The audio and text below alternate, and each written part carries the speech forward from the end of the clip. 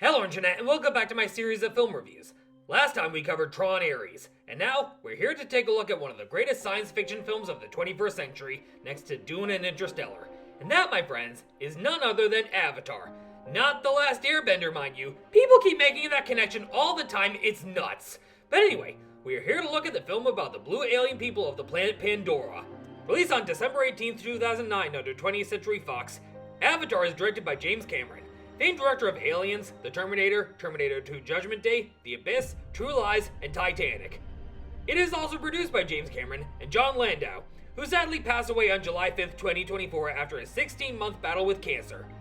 The upcoming sequel, Avatar Fire and Ash, is dedicated to John Landau. Back in December of 2022, I did a spoiler-free review of Avatar The Way of Water, which was released a whopping 13 years after the release of the original film. And I intend to do a spoiler-free review of Avatar Fire and Ash as soon as it is released. But anyway, Avatar is set in the far future where humans are colonizing the planet Pandora. Not the music streaming service, or the figure from Greek mythology, or the jewelry store, or even the planet featured in the Borderlands series of video games, or that 2024 film adaptation directed by Eli Roth that I want to stay the fuck away from. This film follows Jake Sully, played by Sam Worthington, a disabled former Marine who becomes part of the Avatar program after his twin brother is killed. Sam Worthington was not James Cameron's first choice for the role of Jake Sully. Matt Damon turned the role down because of his commitment to the Bourne Ultimatum in 2007. Jake Gyllenhaal also turned down the role because he wanted to focus on Prince of Persia: The Sands of Time, the only time Disney made a live-action adaptation of a video game. Other actors who auditioned for the role included Chris Pratt and Chris Evans. Evans was one of the finalists, as was Channing Tatum. Channing Tatum makes it look so easy. But in the end, the role went to Sam Worthington. Also starring in this film is Gamora herself, Zoe Saldana, as Neytiri of the Na'vi. Hey, listen! No! Not that Na'vi! The blue aliens from the planet Pandora! Good God! Neytiri is Jake's love interest in a film that feels like a fusion of Dances with Wolves and Pocahontas. This film also stars the great Sigourney Weaver as Dr. Grace Augustine, an exobiologist who is the head of the Avatar program. She acts as Jake's mentor and is an advocate for peaceful relations with the Na'vi. Sigourney Weaver would then play the role of Jake and Neytiri's adopted daughter Kiri in The Way of Water, as well as Fire and Ash. We also have Michelle Rodriguez as Captain Trudy Chacon. Michelle Rodriguez is best known for playing the role of Letty in the Fast and Furious series of films. And then there's Stephen Lang as the film's main antagonist, Miles Quaritch, an asshole human who gives zero fucks and hates the Na'vi with a burning fucking passion. He returns as a resurrected Avatar in The Way of Water and Fire and Ash. This video will contain spoilers to Avatar, so if you haven't seen it yet, please do so before watching this video. But if you have seen it, hop aboard as I give my thoughts on James Cameron's best film since Terminator 2 Judgment Day and Titanic. This is Avatar. Water. Earth. Fire. Air. No, get that off! That's the wrong Avatar! How many times are we gonna do this? Oh joy, even I have fallen victim to getting the two confused. I apologize in advance if I keep comparing this to the story of Aang, Katara, Sokka, Toph, Zuko, Uncle Iroh, Azula, Appa, and Momo. Okay, moving on. This is James Cameron's Avatar. The upcoming Pixar film that's not a sequel, titled Hoppers, has the exact same plot as Avatar, and will be released a whopping 3 months after Fire and Ash. My only hope is that Hoppers doesn't bomb like Elio did. But anyway, here we go. Let's dive right into the 2009 smash hit that not even Avengers Endgame could outgross at the box office, Avatar. In the year of our Lord 2154, the planet Earth is suffering from resource exhaustion and ecological collapse. Sounds an awful lot like a certain Pixar film released 1 year prior, WALL-E, but without robots doing jobs for the humans in space. The Resources Development Administration, or RDA, is mining a valuable mineral called unobtainium from the planet Pandora, a lush habitable moon orbiting a gas giant in the Alpha Centauri system. Just like how in Pocahontas, John Smith and the English colonists under the leadership of Governor Ratcliffe came to Virginia in search of gold and riches. So I can totally see the similarities between this movie and Pocahontas. Pandora's atmosphere is inhospitable to humans who have to wear protective masks around their faces. Pandora is the home of the Na'vi people. These blue-skinned aliens are 10 feet tall, and they live in harmony with nature. Long ago, the four nations lived together in harmony. Then, everything changed when the Fire Nation attacked. I said turn that crap off! How So many times! Good fecking Christmas! Jake Sully, played by Sam Worthington, is part of a space expedition in Pandora. His identical twin brother Tommy is killed. Tommy was supposed to be a part of the Avatar program, but he was murdered. So now, Jake has to take his brother's place following his cremation. Jake spends quite a bit of time getting around Pandora on a wheelchair before he becomes a Na'vi through the Avatar program. This is because he's paralyzed from the waist down as a result of an injury. And when Miles Quaritch first appears on screen, he makes a clever nod to the Wizard of Oz. You are not in Kansas anymore. You are on Pandora. Imagine if that sumbitch referenced other forms of fiction instead of the Wizard of Oz. It would go something like one of these examples. Alright, Alice, you're not in Wonderland anymore. You're on Pandora. Or, time to spit out the blue pill and take the red pill. You're on Pandora. Or, Chrissy, wake up! I don't like this! Chrissy, wake up! You're not in Hawkins anymore! You're on Pandora! Or lastly, sorry Mario, the princess is in another castle. On Pandora. The possibilities are endless. Quaritch hates the Na'vi with a burning fucking passion, like I mentioned earlier. Kinda like how Governor Ratcliffe considers Native Americans to be savages. And I'm sure I've seen edits on YouTube and TikTok of people taking clips from Avatar and pairing them with music from Pocahontas. But as soon as Jake becomes a part of the Avatar program and is exposed to the culture of the Na'vi, we see that they are not what they seem, and that Quaritch is a piece of shit, be a human or resurrected Avatar in the way of water and fire and ash. We are then introduced to Dr. Norm Spellman, played by Joel David Moore. He studies plant and animal life as part of the Avatar program. He becomes an ally to the Na'vi in the way of water, as well as fire and ash. The Avatars are created in a lab, and they look like the hosts who are controlling them. So unlike in Avatar: The Last Airbender, there could be multiple living avatars here. When one avatar dies, they are reincarnated through the Avatar cycle. For example, if the Avatar of the Water Tribe dies, they are reincarnated into the Earth Kingdom, and then the Fire Nation, and then the Air Nomads and back to water. This happens when Aang is reincarnated into Korra, and then the Earth Avatar, which will be featured in the upcoming animated series Avatar 7 Havens. Jake's avatar looks identical to him and his twin brother, same with Grace and Norm and so on and so forth. And Jake often vlogs himself in his progress with the Avatar program. Another way to think of it is like in the Assassin's Creed games, where test subjects are hooked up to a machine called the Animus, and they look through the memories of the subject's ancestors. Such is the case with Desmond Miles' ancestors Altair and Ezio in the first and second games respectively. And then we meet Ellen Ripley and Dana Barrett herself, Sigourney Weaver, as Dr. Grace Augustine, the head of the program. The character of Kiri in The Way of Water and Fire and Ash is the daughter of Grace's avatar, who was adopted by Jake and Neytiri. And she is also played by Sigourney Weaver. And fun fact, Sigourney Weaver dyed her hair red for this role because she is a brunette in real life, as seen in Alien and Ghostbusters. The Na'vi have their own fictional language created by linguist Paul Frommer. This is but one of many fictitious languages, along with a lot of Star Wars languages, some languages from Dune, Elvish, and Klingon, and the Yautja language as heard in Predator Badlands. I'm not even going to attempt to learn the Na'vi language, unless it's a required course for nerd college. Enter asshole number 2, Parker Selfridge, played by Giovanni Ribisi. He is the corporate administrator for the RDA's mining expedition on Pandora. At first, he's willing to partake in the Na'vi genocide to preserve the company's bottom line, but he is reluctant to authorize the attacks and taint his image. This guy is the Avatar version of Wiggins from Pocahontas. The comparisons between Avatar and Pocahontas are astounding. We have the male protagonist, whose initials are JS, who was part of a colonizing expedition led by a genocidal asshole, the genocidal asshole's assistant, an unexpected romance with one of the natives, an all-out war between the colonizers and the natives, and the male protagonist with the initials JS, siding with the natives who are very mistrusting of him. There is another animated Disney film with a similar premise to Avatar, and it's not Pixar's Hoppers, but Atlantis: The Lost Empire, an underrated film and one of my absolute favorites growing up. But I'm telling you now, Avatar and Pocahontas are the exact same movie. Try watching both of them back to back and tell me I'm wrong.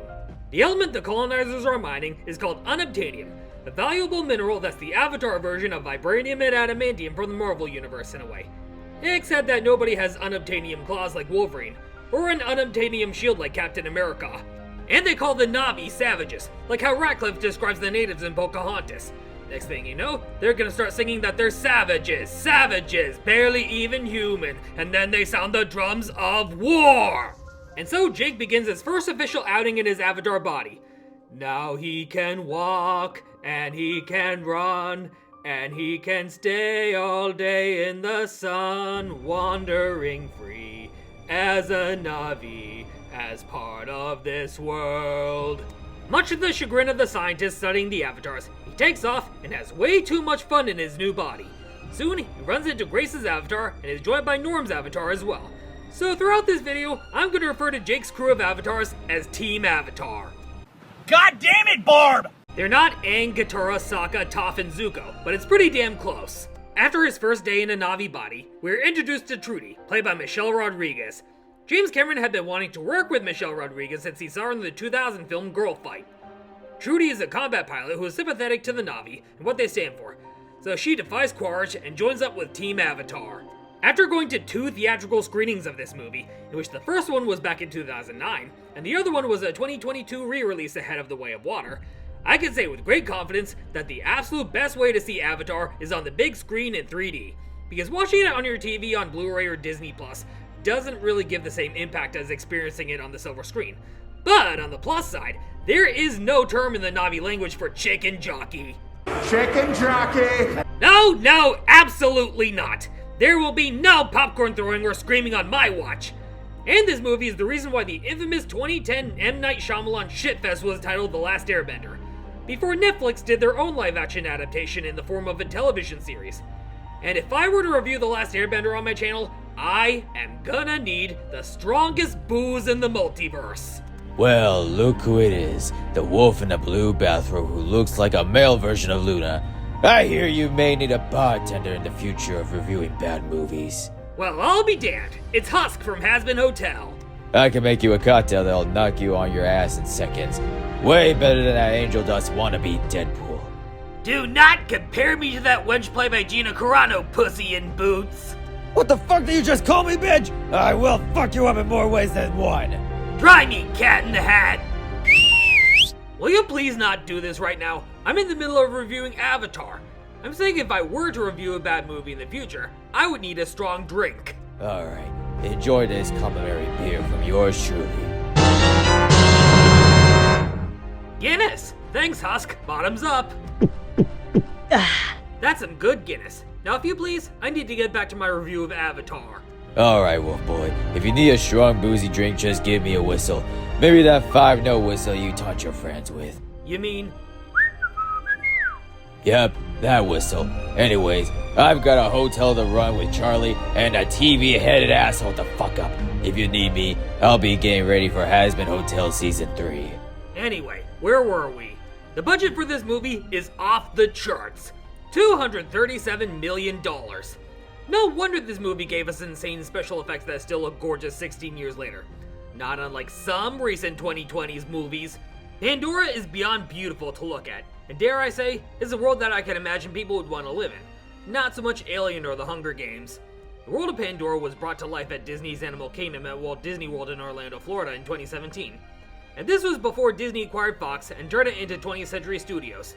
But I highly doubt there's going to be a Dune attraction at Universal anytime soon. This movie changed special effects as we know it. It began production in 1997 after the completion of Titanic, but at the time, filmmaking hadn't fully evolved into what it is today. So James Cameron couldn't achieve his vision with the technology of the late 90s. So I say it was worth the wait because Avatar is the pure definition of visual eye candy. But back onto the plot. While Team Avatar is out on a scouting expedition, they are ambushed by the wildlife of Pandora. Jake is separated from the rest of Team Avatar, and he's found by Neytiri, played by Zoe Saldana, who would eventually teach him how to paint with all the colors of the wind. I'm sorry, these Pocahontas connections are crazy! A 90s 2000s kid who grew up with Disney movies can notice a bunch of connections to old classic favorites in today's movies. So not only am I referencing Avatar The Last Airbender, but also Pocahontas, and Dances with Wolves. Even though as of this video's upload, I have not seen Dances with Wolves, but I am somewhat familiar with the plot. Another good comparison is Fern Gully The Last Rainforest, so you could say that Avatar is a three-way gem fusion of Pocahontas, Dances with Wolves, and Fern Gully. Team Avatar heads back to the base because they can't be out at night, and Jake is out by himself alone in the jungles of Pandora. As he is being surrounded by jaguar-like creatures, in comes Neytiri to the rescue, and we see that even at night, Pandora is visually astounding. Sound off in the comments if Pandora is a place you'd like to visit aside from Hogwarts or Middle-earth. Neytiri is the princess of her clan, the Omaticaya, but that is but a small fraction of the native tribes of Pandora. we're introduced to new clans not previously featured in the first film in the Way of Water and Fire and Ash. Suspicious of Jake, she takes him to her clan. Neytiri's mother, played by CCH Pounder, is the spiritual leader of the clan. She orders her daughter to show him the way of the Na'vi. And there's a giant tree that connects the entirety of Pandora. Kinda like Grandmother Willow from Pocahontas, except it doesn't talk or sing about a spinning arrow that guides our hero to where he needs to go. And something the Na'vi often say is, "I see you." It is how they greet each other. So what if one of them needs to go to the emergency room after sustaining serious injuries? Would they be like, "I see you. Yes, my child. I'm afraid your brother is in the ICU because the Sky People shot him with a silver bullet." Shit! And they worship a goddess named Awa. Awa is the entity that makes Pandora, Pandora. Like the spice on the planet Arrakis in Dune. Since I don't know half of the Na'vi's actual names by heart, I'm just gonna give them nicknames. So Neytiri's mother, who I'm just gonna call Tanana, after the shaman woman as seen in Brother Bear, tasks her daughter with showing Jake the ways of the Na'vi. This includes riding large animals, hunting, and using his tail to connect with the wildlife of Pandora. Neytiri's father, played by Wes Studi, is the chief of her clan. My nickname for him is Chief Powhatan, because he's the father of Pocahontas and the chief of Pocahontas' tribe. He initially doesn't trust Jake at first because he's referred to as a Dreamwalker, which is the Na'vi term for an avatar. We also have Laz Alonso as another character who is betrothed to Neytiri. Laz Alonso is best known for playing Mother's Milk or MM on The Boys. And I'm just going to refer to his character as Kocoum, a warrior who Chief Powhatan wants his daughter to marry. He is shot and killed by Thomas, voiced by Batman himself, Christian Bale. And what I find to be unrealistic is after he dies, the sumbitch doesn't even bleed! I wonder if they even bleed. No, he doesn't. Because it's an animated film for families and they don't want to scar young children for life by showing blood. When it comes to avatars, when the users get sent back to reality, the avatar's bodies are left at a particular location on Pandora, while Jake's physical body's at the RDA's base. So the avatar equivalent of leaving your car at the bar overnight after 3 beers and a Mai Tai. That'll most likely end up being me after reviewing either M. Night Shyamalan's The Last Airbender or Green Lantern. But I still have this nice bottle of Guinness that Husk gave me. Cheers! And FYI, this will be the only beer I'm gonna drink in this review. If I wanted to get inebriated, I'd get 2 beers. Hell, maybe even 3. Meanwhile, Quaritch and Parker discover that Grandmother Willow has a very large deposit of unobtainium. Quaritch promises the return of Jake's legs if he tells them about the Na'vi and their location. So he is given a 3-month deadline before the bulldozers come in and tear the whole fucking forest down. Jesus H. Christ! Did these sumbitches learn nothing from reading the fucking Lorax? You know, Dr. Seuss isn't just for children. Adults could learn a thing or two from his books, and I'm not talking about Thing 1 and Thing 2 from The Cat in the Hat.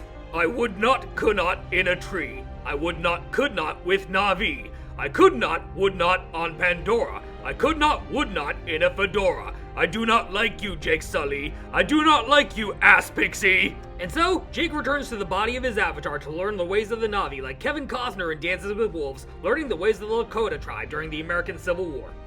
He learns how to ride a horse-like creature by connecting with it using his Na'vi tail. Sorta like being plugged into the Matrix. Team Avatar is in deep shit now, so they have no choice but to move their Avatar operations to an outpost deep within the floating mountains of Pandora. And Team Avatar loses their signal as they get close. So that's where they continue their mission as avatars. Well, except for Trudy, because she doesn't have an avatar. She's just a pilot for a hovercraft that looks like it came out of a Halo game. And it's around this point where Jake and Neytiri fall in love, like John Smith at Pocahontas. Not so much the historical figures the Disney characters are based on. This happens as he fully learns the ways of the Na'vi, and Neytiri deems him ready to be accepted into the tribe. This is followed by him riding on a flying creature in a sequence that predates the original How to Train Your Dragon by 3 months. And so, Jake and Neytiri choose each other as mates, and Jake is fully accepted into the tribe. And this is where our hero feels like his heart belongs with the Na'vi, and that the humans from before were just a dream. Eventually, at the end, he becomes a fully fledged Na'vi in the Way of Water, and Fire and Ash. But then things quickly go tits up when the bulldozers come in to disturb the peace. They begin tearing down the forest, thus pissing off the Lorax. And as Jake disables one of the bulldozers, the RDA considers this to be an act of high treason and a declaration of war. And for a lot of the creatures of Pandora, the sounds they make are recycled audio from the dinosaurs from Jurassic Park. That's something I forgot to mention earlier. As the other Na'vi prepare for war, Kocoum goes after Jake for having a night of wild crazy sex with Neytiri and for being a human in a Na'vi body. The truth is exposed when he is forced out of the Avatar chamber by Quaritch after Jake gets into a brawl with Kocoum. So now Jake is on Quaritch's hit list for disabling the bulldozer. And things quickly go from bad to worse when Quaritch plans to destroy Home Tree, which is the tree that makes Pandora Pandora. So now it's a full-fledged war. After all, one of the reasons for this movie's PG-13 rating is intense epic battle sequences. And neither this nor The Way of Water abides by the PG-13 one fuck rule. But since I broke that fucking rule by saying fuck a fuck ton of times, this video would technically be given an R rating, or TVMA for television, or M for video games. Parker, like the cold-hearted asshole he is, gives Jake 1 hour to evacuate the Na'vi before Home Tree is destroyed. So in a way, Parker is both like Wiggins from Pocahontas and completely different from Wiggins from Pocahontas. So Jake becomes an avatar again and tries to get the Na'vi out of the area before innocent Na'vi blood is spilt. But Neytiri is pissed beyond belief that Jake lied to her about everything, and that he knew the Sky People would start a war with the Na'vi. And despite Grace's pleas to Parker to not destroy the tree, Quaritch leads a massacre upon the Na'vi by gassing them and destroying Home Tree in a gut-wrenching scene that makes the D-Day scene from Saving Private Ryan look like the incinerator scene from Toy Story 3 by comparison. Trudy happens to be one of the pilots ordered to open fire on the tree, but her loyalties lie with Team Avatar. As the attack is happening, Jake and Grace's avatars are tied up for betraying the tribe, but Tanana sets them free after the humans set the whole fucking forest on fire as if it was Bambi. So now, Pocahontas meets Dances with Wolves, meets Ferngully, meets Bambi. So now the tree has been destroyed, and Chief Powhatan dies, and it's now a full-scale war between the Na'vi and the humans. All bets are off. Now they're out for blood! You can torture us, and bomb us, and burn our districts to the ground. But do you see that? Fire is catching. And if we burn, you burn with us! I had to play that clip, even though Avatar came out months before the third Hunger Games book was published. Jake and Grace are forced out of their avatars, and like I said, all bets are off. Now they're out for blood. Norm is detained with them for going against Quaritch's orders, but they are broken out by Trudy, who has had enough of Quaritch's bullshit. And so, Team Avatar books it out of there, until Grace is shot and wounded by Quaritch. Jake returns to his avatar body, and tames a large and dangerous flying creature who I'm just going to refer to as Toothless. He flies over to the Tree of Souls in an attempt to transfer Grace's human body into her avatar body so she can live. However, she dies before that can happen. However, we see in The Way of Water that James Cameron was not quite done with Sigourney Weaver. Jake regains the Na'vi's trust by connecting his mind to Toothless, and he reconciles with Neytiri and Kocoum, who becomes the new chief after the death of Neytiri's father. And after Grace dies, Jake gives an epic speech to the Na'vi to prepare them for war against the Sky People. The Sky People have sent us a message that they can take whatever they want, and no one can stop them. But we will send them a message.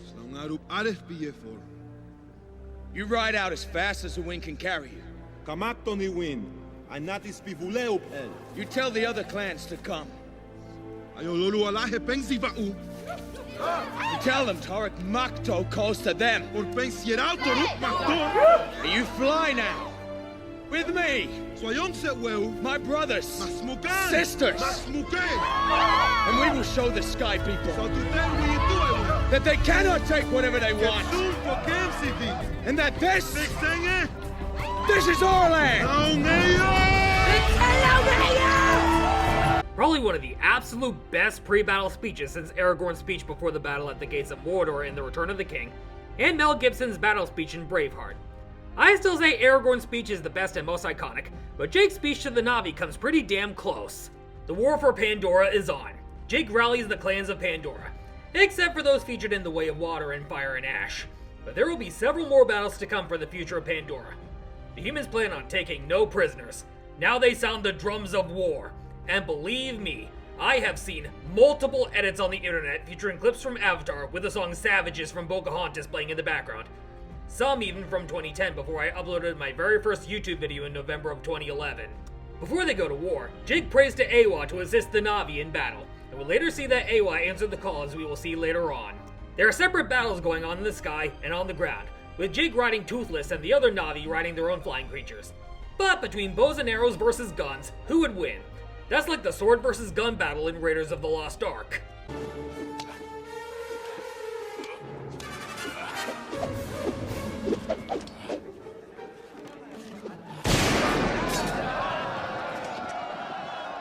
It's the rock, paper, scissors of warfare.